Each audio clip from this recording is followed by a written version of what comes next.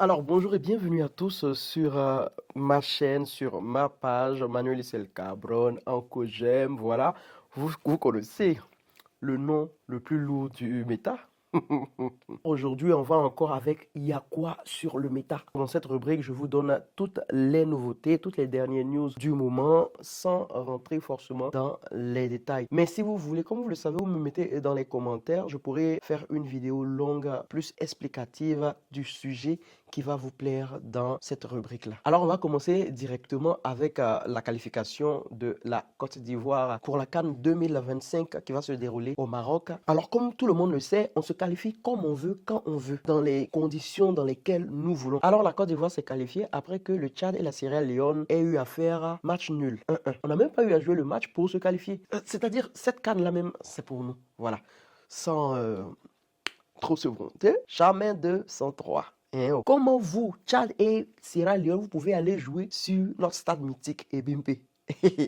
Vous faites exprès ou quoi? Mais qu'est-ce que c'est? Donc alors là, nous avons 9 points. Nous devons jouer contre la Zambie. Mais vraiment, c'est un match vraiment pour se détendre un peu les jambes parce qu'il ne faut pas rester trop assis à ne rien faire. Alors allons un peu sur les influenceurs. Bon, je vais mettre en griffe influenceurs parce que vraiment, comme je l'ai dit dans l'un de mes posts qui a créé un tollé, j'ai dit que les soi-disant influenceurs gagneraient à aller s'instruire qu'à vouloir venir dire tout et n'importe quoi sur la toile. Il y a des choses à dire et à ne pas dire. Donc pourquoi je dis ça? Parce que l'influenceur Bikongo a été mis aux arrêts et actuellement au pôle pénitentiaire d'Abidjan, l'ex-Maca, pour avoir, d'après certaines personnes sur la toile, dit tout haut ce que tout le monde pensait tout bas. Et qu'a-t-il dit? Il s'agirait d'un post qu'il a mis sur les réseaux sociaux. Il se plaignait du fait que certains de nos dirigeants aient eu à avoir des mamans qui vendaient au marché pour les scolariser. Et maintenant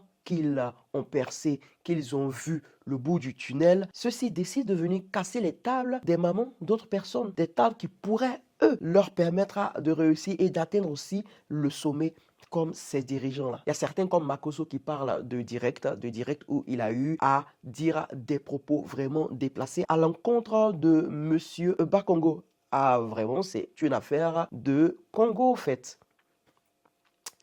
Non, on peut dire quoi dedans? Alors lui, pour dire vrai, la PPA le guettait il y a longtemps parce que à voir ses sorties, il passait son temps à insulter les gens sur les réseaux sociaux. Tu vois les retombées? En parlant de bout du tunnel, nous allons parler de la dernière voix. Alors, tout débute avec un post qu'a posté Papa Ado qui a parlé du fait que les concours musicaux révélaient certains talents et après, ces talents-là n'arrivaient pas à percer dans la musique et s'éteignaient. Alors, ceci a fait réagir Tutti, Alex Fox, l'un des membres de la première saison de la télé-réalité musicale La Dernière Voix, qui lui a fait sortir tout ce qu'il avait sur le cœur, notamment le fait qu'il n'ait touché aucun centime du label, même après plus de 9 millions de vues sur leur clip Courage. Alors du courage, nous allons en souhaiter à Apuchu, à Lionel PCS, parce qu'ils sont dans une merde pas possible. Vous avez sûrement vu cette vidéo de Apuchu en train de s'exhiber avec des liasses de billets.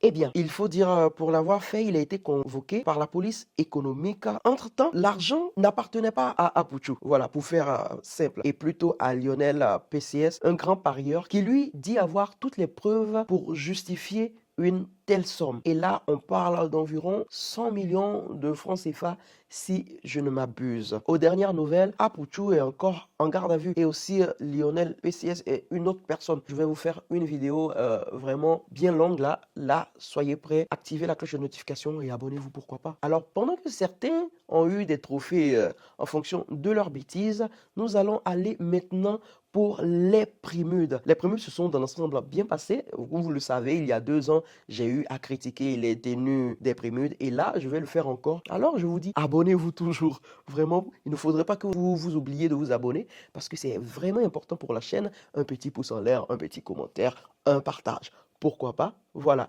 Donc, dans l'ensemble, ça s'est bien passé comme je l'ai dit et c'est Roselyne Layo qui a raflé les 20 millions de francs CFA du Primude d'or après s'être agenouillée devant Assal Faux, ce qui a créé de diverses réactions. Les fans de Imra, dessus, du fait que Didi B ait eu le prix au détriment de leur artiste dans la catégorie meilleur artiste rap francophone.